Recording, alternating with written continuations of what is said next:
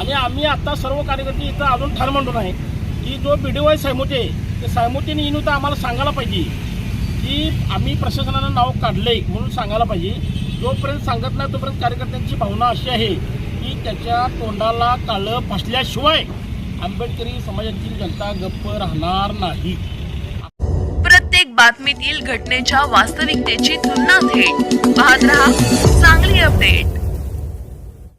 काल मध्यरात्री मिरज पंचायत समितीच्या नूतन प्रशासकीय इमारतीला भारतरत्न डॉक्टर बाबासाहेब आंबेडकर यांचे नाव मिरज तालुक्यातील आंबेडकरी कार्यकर्त्यांच्या वतीनं गुरुवारी देण्यात आलं होतं.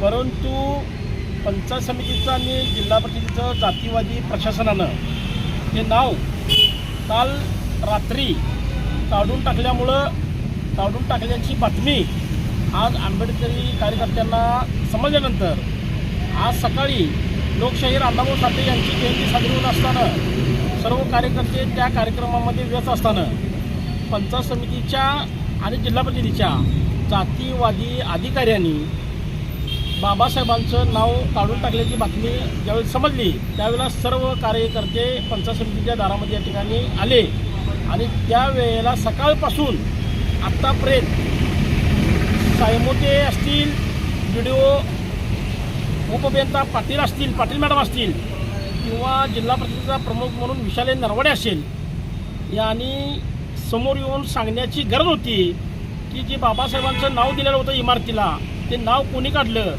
हे सांगण्याची त्यांची धमक नाही.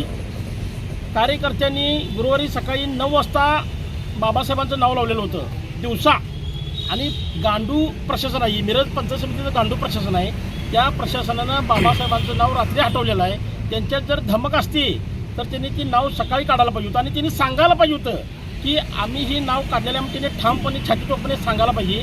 पण त्यांनी अजूनपर्यंत सांगायला तयार नाहीत की हे नाव कोणी काढलेलं आहे म्हणून. आणि आम्ही आता सर्व कार्यकर्ते इथं अजून ठार मांडून आहे की जो BDO आहे सायमोते ते सायमोतेने येऊन तर आम्हाला सांगायला पाहिजे की आम्ही प्रशासनानं नाव काढलंय म्हणून सांगायला पाहिजे. जोपर्यंत सांगत नाही तोपर्यंत कार्यकर्त्यांची भावना अशी आहे की त्याच्या तोंडाला काळं फासल्याशिवाय आंबेडकरी समाजातील जनता गप्प राहणार नाही असा विषय आहे. आणि आत्तासुद्धा अजूनसुद्धा तो आत आहे आणि बाहेर यायची त्यांची धमक नाही. कार्यकर्त्यांच्या रोषाला किंवा येऊन आम्हाला चर्चा करायला तयार नाही आणि सांगायलासुद्धा तयार नाही.